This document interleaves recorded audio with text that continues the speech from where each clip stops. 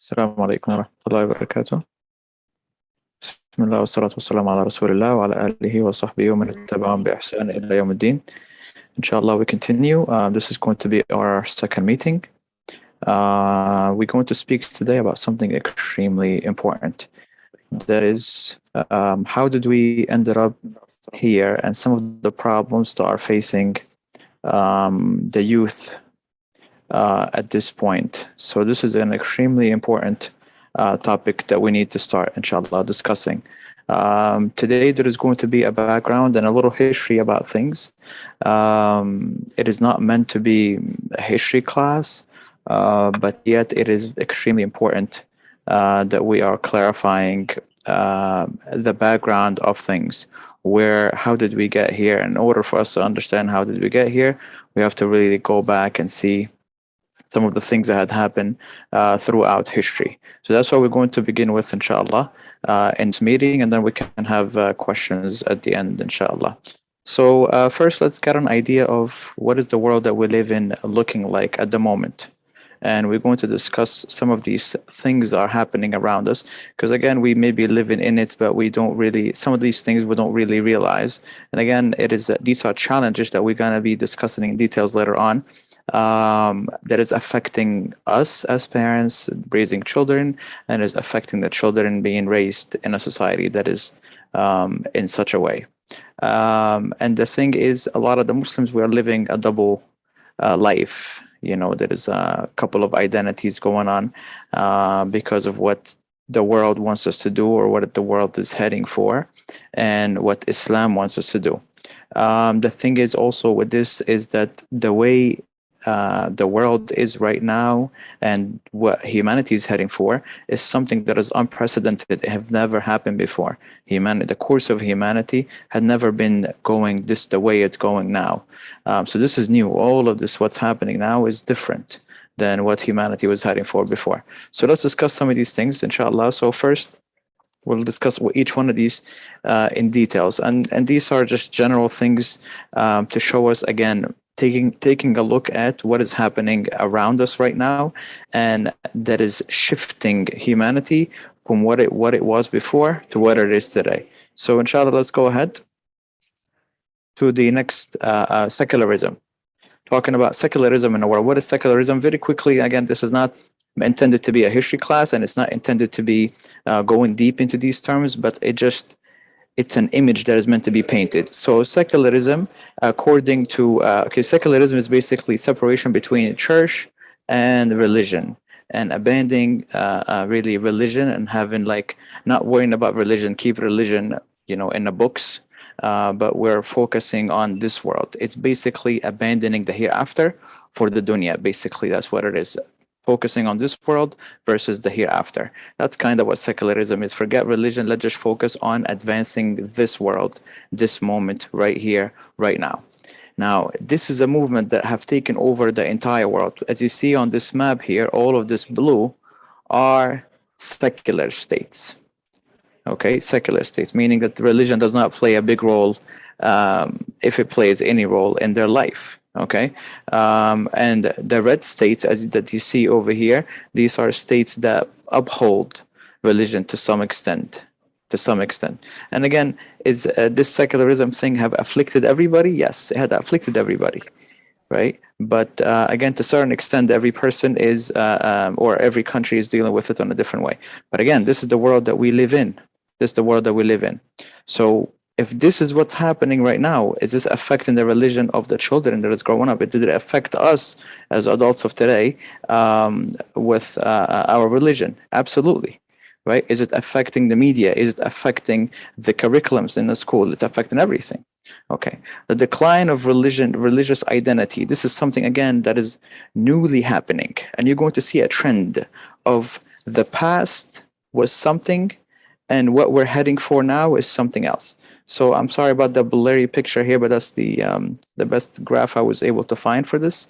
So the decline of the religious identity, atheism was on a rise. People have leaving religion more than ever right now. And the religious identity of people, now this is for every person, including the Muslims. right? Meaning, what do you mean religious identity? Meaning, like, people are connecting with their religion, like upholding their religion. Does it mean something to them? When something is forbidden in their religion, do they take it serious? Is it really important? Okay, so this had declined. It went down. As you see there, look at this. This is just from the 90s, right? Let's look at the 2000s, right? 2014. This is up to 2014. So it's going down, down, down. As you see there, that's kind of where we're heading for, right? That's kind of the world that the children are growing up in. Again, as a parent, we need to really understand what is happening in the world. In order for us to help the children, we need to understand what is this world that we live in, and is what's happening now a normal thing, or is it a weird thing, a new thing that didn't happen before? Again, as you see there, doesn't look like it's a normal thing. What's going on now and where we're heading for, it's not a normal thing. Immorality in society.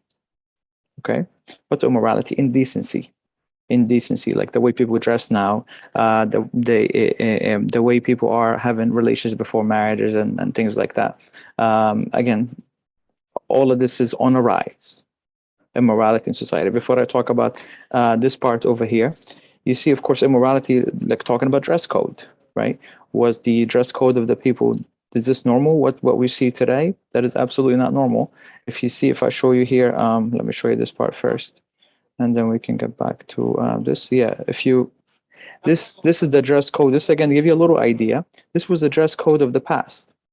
That was the norm for people. Like, this is here, it's from the, like, what they call the dark ages. That's how women used to dress. That's not Muslim women. These are not Muslims, right? These are not Muslims. This is the regular Western women, how they used to dress back at this time, right? As you see there, again, medieval times, that's how people are dressing, like covering up.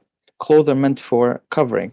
This is even, look at this. This is a black and white picture. That's not even that long ago, right? And this is here to show you, look at the evolution of clothing.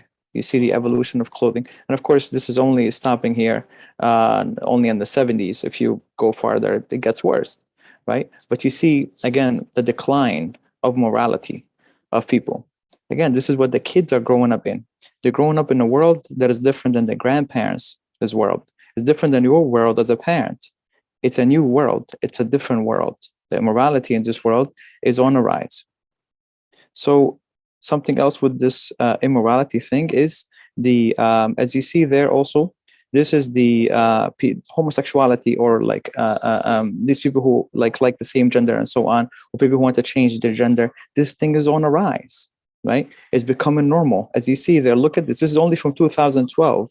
Look at the rise. Look at the graph going up like crazy, right? Just 1 year after another year, it's just jumping up. That's what's happening. Again, the world is changing, and the children are going to be facing this. We're growing up in this as a teenagers and stuff like that, and we need to understand this world in order for us to be able to cater to them best.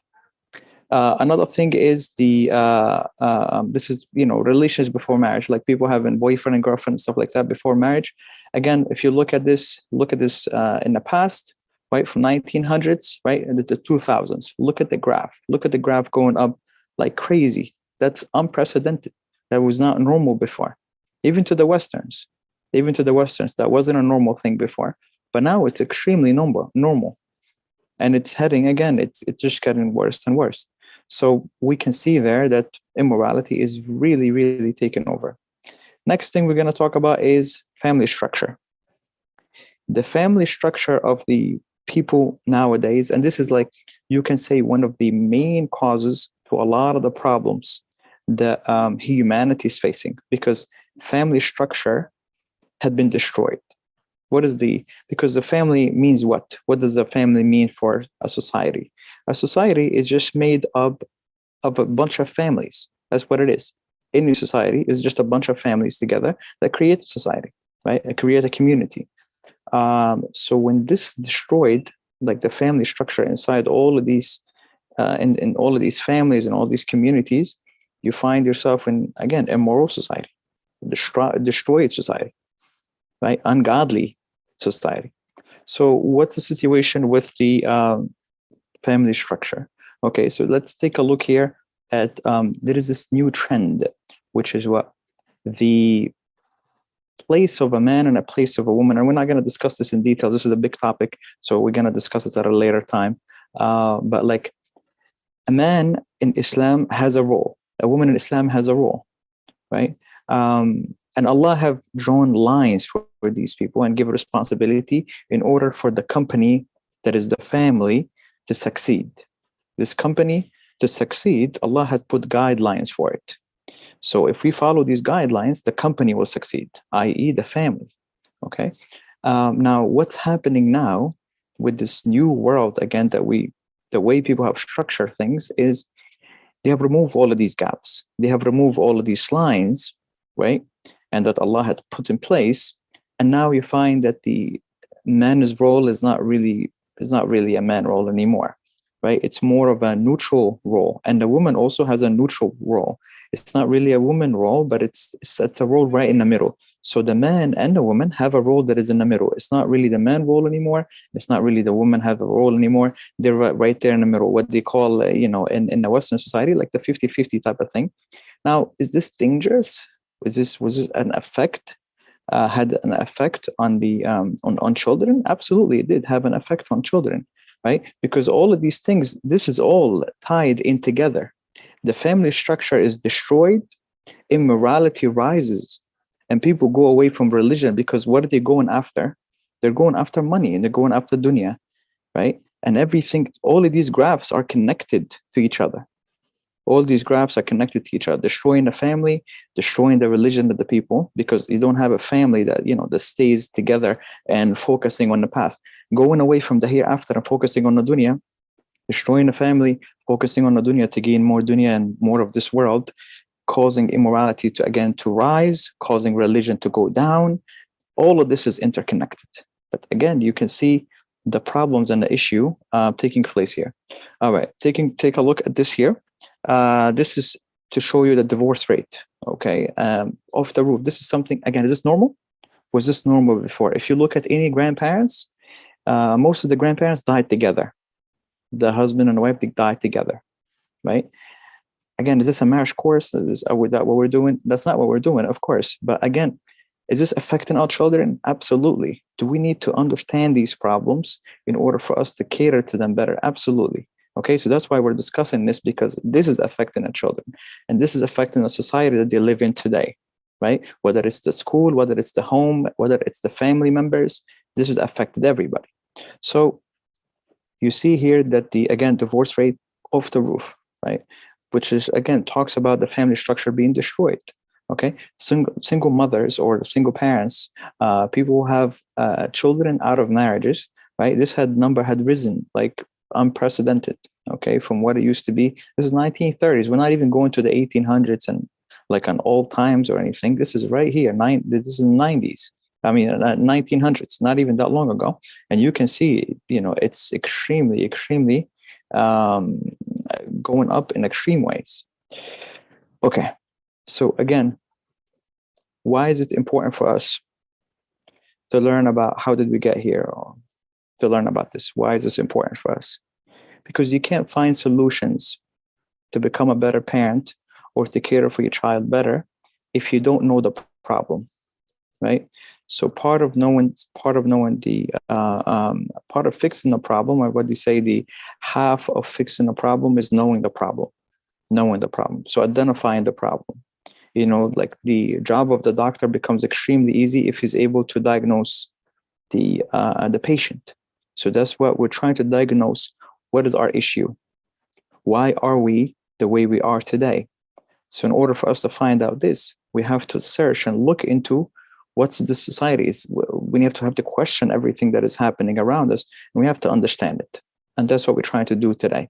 We're trying to understand the problem with society so we can protect ourselves and our children from that, right? And we can raise them properly, again, in the midst of a society that is making things extremely difficult for us to raise them Islamically. Okay, quick history about some things to tell you, how did we get here?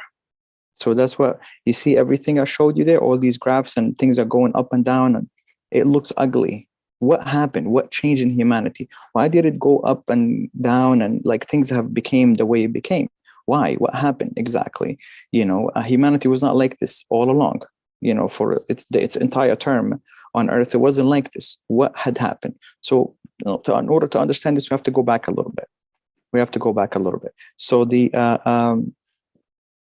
thing that had happened is religious authority in Europe and religious wars have caused you can say the West to decide to abandon religion and inside the rulership, because rulership and religion used to be together, right? The president or the ruler of the people had to be chosen by the Pope or approved by the Pope, the religious authority. So it was like mixed in. Religion and authority was mixed in together. And the religious people have abused their powers, right? And have taken the goods of people. Anyway, the people got fed up. And after all these oppressions had happened, and they had decided, we don't want this to continue anymore. So they decided to separate between religion and the rulership. Okay, that's exactly what they did, and this led to the birth of secularism again, which is what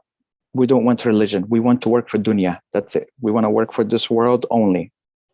And this is going to lead to abandoning religion more, and people becoming so atheist later on. This is going to lead to people don't care about what is allowed and what is not allowed, what is halal and what is haram anymore. Dress code, I don't care. Take off my clothes. Is it boyfriend and girlfriend, whatever. And this is going to lead again to all of the stuff that we're living in today. So this is the start of this, and this is happening in the 1600s, long time ago, right? The spark of this is happening. Okay, next is the creation of national states. Okay, so basically after they decided, like, let's get rid of religions, we're not going to be or like, let's not put religion into the state anymore. Every state is basically separating because they were interconnected before, and there wasn't any specific map, saying like exactly like this is the country, starts here, ends here, and talking about borders and things like that. There wasn't like that. There wasn't like, the flags were not, people were not big on that, on the flags, and here is my country, this kind of thing. That wasn't like that. So all of this was created, invented. And again, this talk about, which is going to lead to later, which is the nationalism that had destroyed religion. Even Islam, like, it destroyed, it took a lot of parts of Islam because people are looking for their flag, their country, their people, versus what Islam says, versus what Allah says, versus what the Sunnah says. Okay, all of this is happening. All of this is new. The Muslims are not going to have this first. The ones who are going to take this first are the Westerns, right? They are the ones who are going to be doing this, creating these national states. That's what they're doing. They're creating these national states. They're making the state out of nothing. They're creating history out of nothing. Okay, and making flags and making whatever and all of these things, and then moving on to these states. So because the map was like this, or the countries were not defined. The borders were not defined. Here is my country. Basically, a country ended where your soldiers are. It didn't matter about the border thing. There wasn't like, oh, here is this line and you don't go past it. You need a passport to enter, and these kind of things. Nothing was like that. And again, this nationalism thing it had also a huge effect. It's going to have a huge effect because it's going to destroy later on. This is going to take over the Muslim world. This nationalism thing is going to be the cause of the destruction of the Islamic State. Anyway, globalization.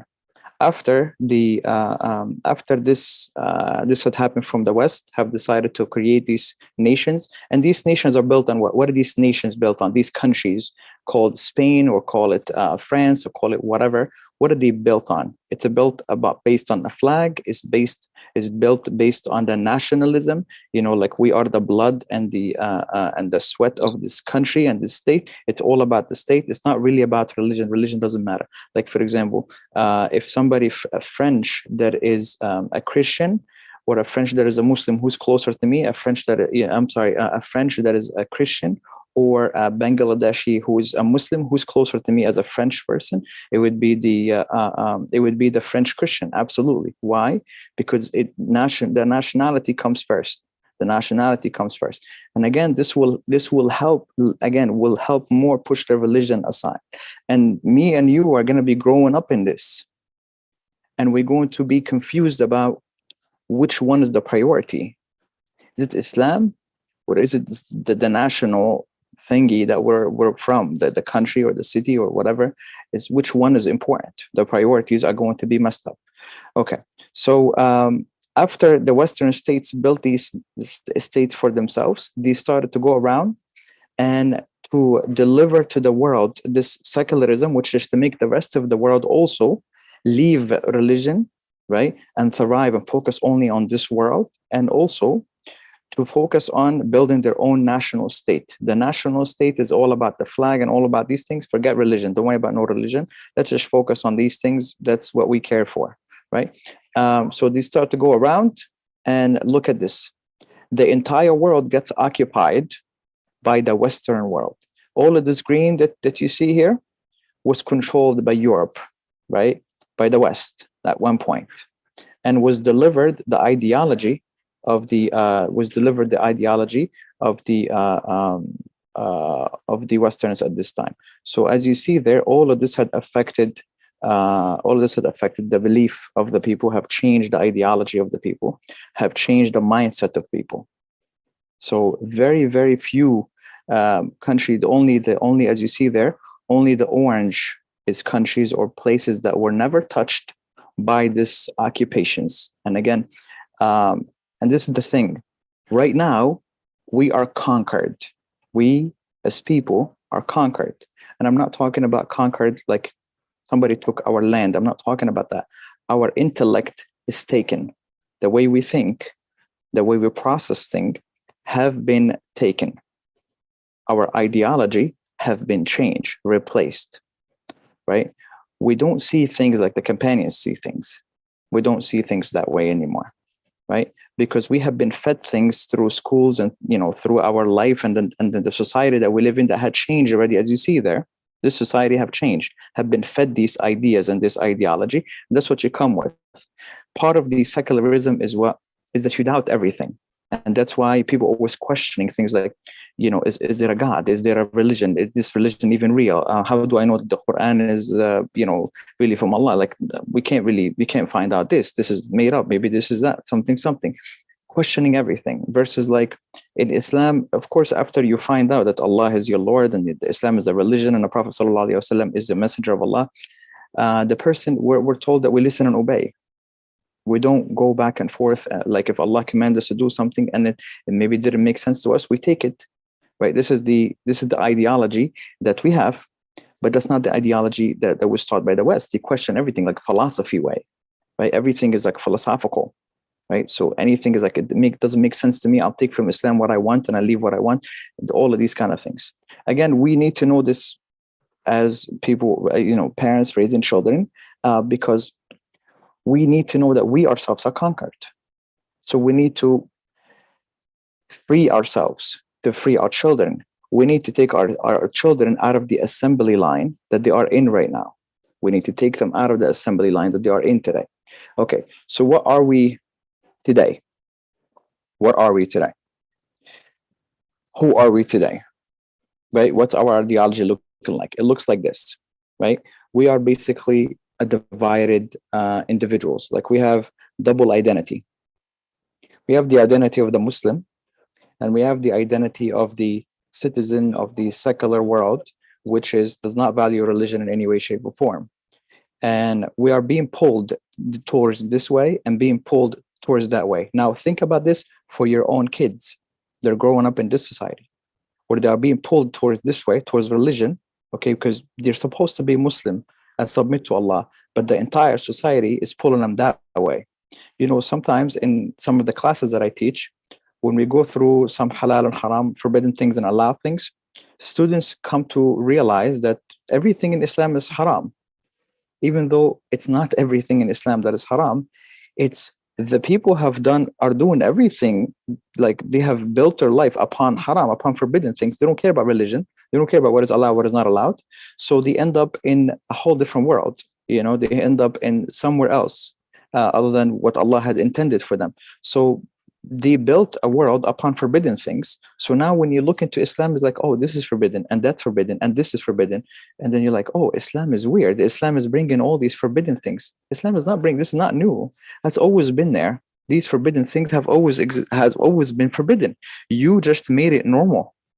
because society don't care about what is allowed and what is not allowed anymore. They care about what is good for the world, or what is good for us, what is good for our city, what is good for our country. So again, the majority of the world right now have set religion aside, despite whatever religion they're following, have set religion aside. And that's what's happening, right? This is the teachers are going to teach your kids in school, right? These are some, even like the teacher that taught you in school, probably having the same issues. We ourselves, our brains, like we have been conquered. Right now, we are in an assembly line in a factory. You know how sometimes they put the materials that they're trying to build from one end, and they get the product from the other end? That's exactly what we're in, a conveyor belt, right? That we go through, right? And the child is like that. The schooling is shaping him to be something specific. The TV and or the social media, whatever, like the world at large, society at large, is shaping that child to see the world in a specific way that is un-Islamic. The way that child is going to see the world based on all of these factors will see the world in a light that is not it. We'll see a different world. Okay, so again, this is the fundamental issue. This is the biggest issue in all of this, which is what our identity is taking. We don't have it anymore. Even the practicing people, you know, okay, I have a beard, I have this, even these people, we all have some part of our brains were already conquered by these ideas. You see, as I showed you there, look at this. That's the whole world. This is the whole world. This is all the countries of the world have already been occupied, and their ideologies have changed, right? So again, this is just a little bit about this topic. I mean, all of these things that I've said has lots and lots of details to it. Okay, but I only mentioned a few things. I'm gonna pause here, inshallah, and then we can, if we have any questions that we can say in the mic, we can do that. Or if you have any questions in the chat box, inshallah, we can answer them. But like I said, this topic is huge. But I was only trying to paint a picture for you about this ugly world that the children are growing up in. And again, of course, we're not providing any solutions today, right? Today is not solution day. Today is providing a problem day, showing you a problem day, and showing you the root where it comes from.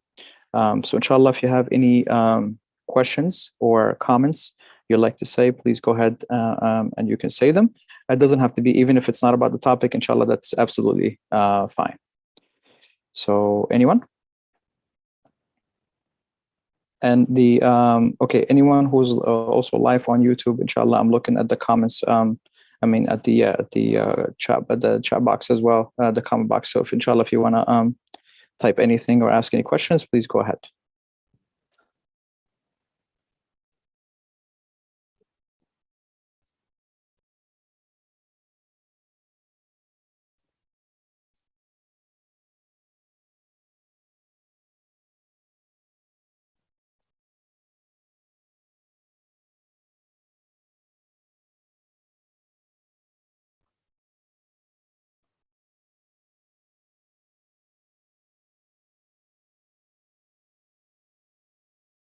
Anyone from the Zoom, inshallah?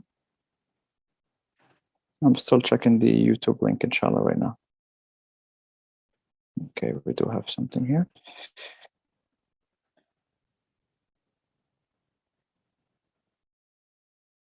Okay, should we create programs for the youth from 11 to 19 years old? It's getting harder.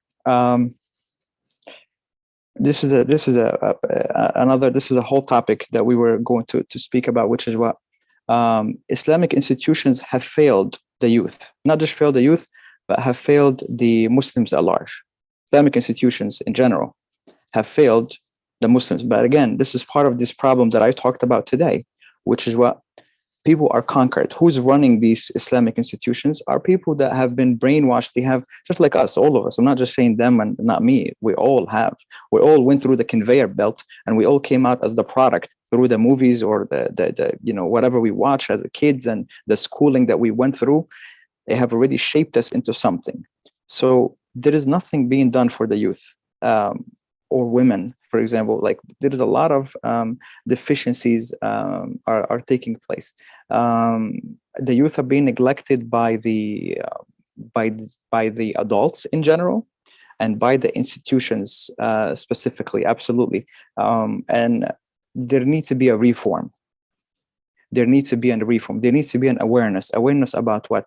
Like, we as Muslims need to really see that the youth are the ones who are going to carry Islam. They are the ones who are going to carry Islam. They're the next imams and the next teachers and the next everything, right? The next generation. We're all going to be, the adults of right now are all going to be gone. And this youth they just mentioned here are the ones who are going to run everything.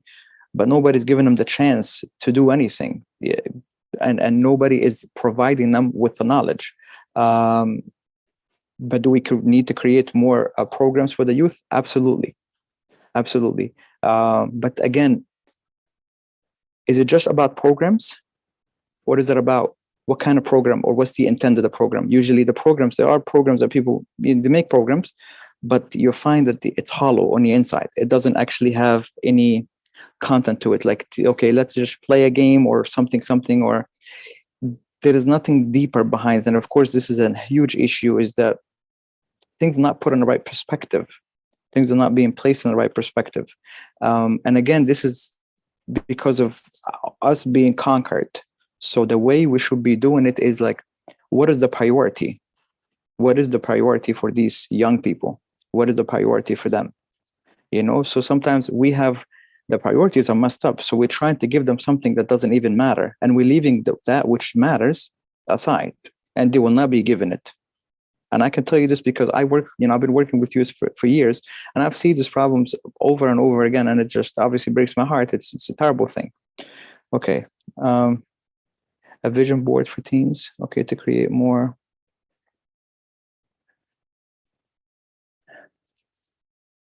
Yes, absolutely. I think, yeah, that would be great. A vision board for teens. But like, the thing that the youth need the most is the compass. That's what they need the most, the compass. And what is the compass? Is Islam, of course. And I don't just mean like tell the youth to pray. Hey, pray. Hey, fast. Fasting is good. Pray is good. Not this kind of stuff. But their motive in life. What are they living for? What are they doing with life? Or what career are they going to choose? That kind of thing. It's all based on Islam. Like, Islam is the base for them. Like, they really believe Islam to be the truth. A lot of youth don't believe Islam to be the truth. They are Muslims because their parents are Muslims. And guess why is that? Because the parents themselves don't even know that Islam is the truth. They are Muslims because their parents are Muslims also.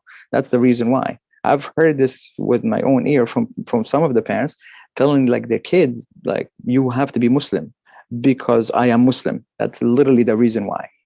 And that obviously tells you that we are, having like the priorities are not straight. It's like, so what have you been doing with your kid? If you're not installing this in his identity, like that he knows Islam is the truth and every other religion is not on the truth, right? And Jannah there's only one path to Jannah, and that's that path. There's nothing else to it. If they don't know this and they're not ready for this, so what are you giving them? Are you just ordering them to pray? You think this is what's gonna save them? Or like some parents are, I'm gonna give my kid the whole Quran. I'm gonna make the kid memorize the whole Quran. Okay, he memorized Arabic stuff. He doesn't believe in anything. He's a hollow on the inside.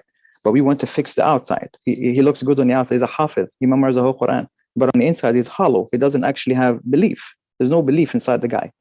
So what is this? What kind of youth are we developing? Do you get what I'm saying? So the programs are aiming on this, right? Aiming on what?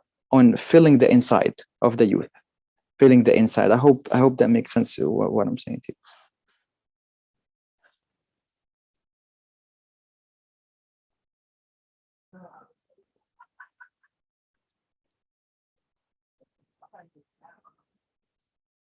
Yeah, the revert issue is it's a whole different thing.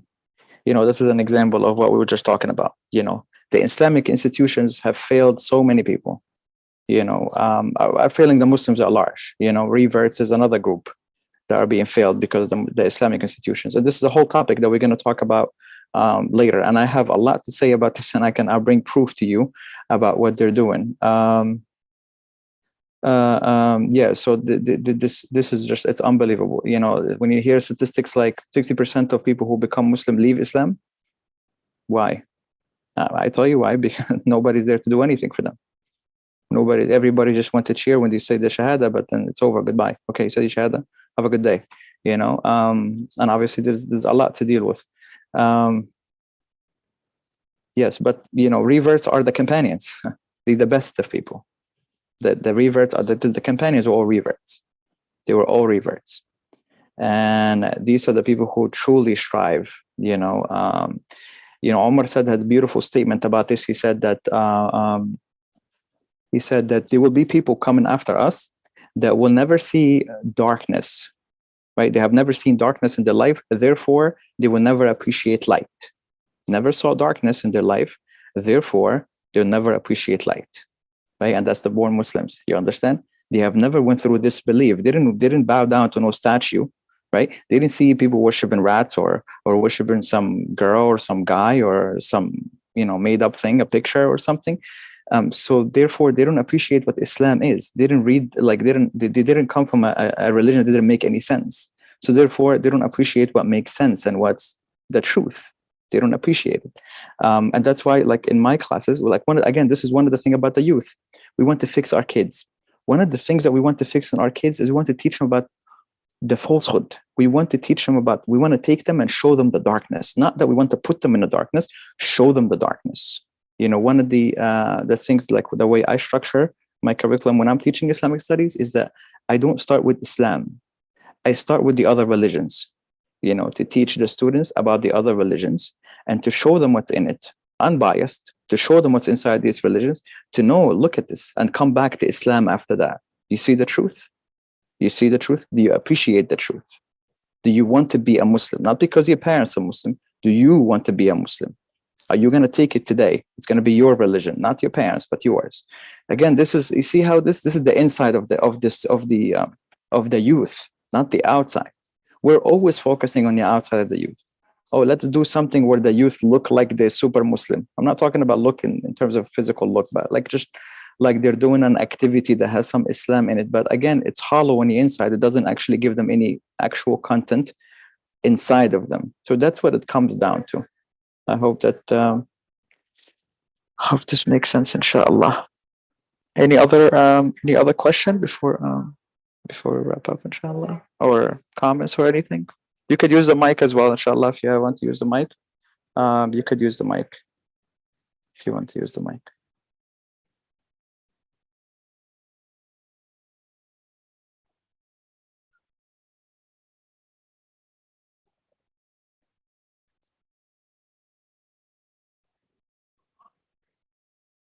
Anyone else?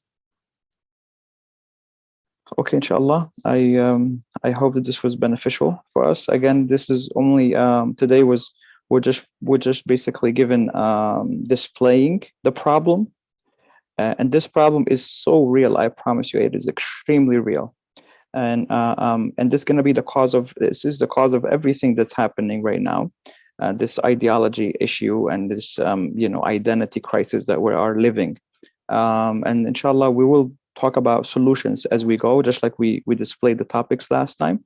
So we're going to be discussing solutions for each one of them. Of course, today is not like solution day. Today is a displaying the problem day. If you do have any questions, you can send it to the email I emailed you from, inshallah, and we can address it in the next session. Alhamdulillah. Jazakumullah khair. Okay. All right. So let's pause here. Wa iyyakum barakallahu feek. All right.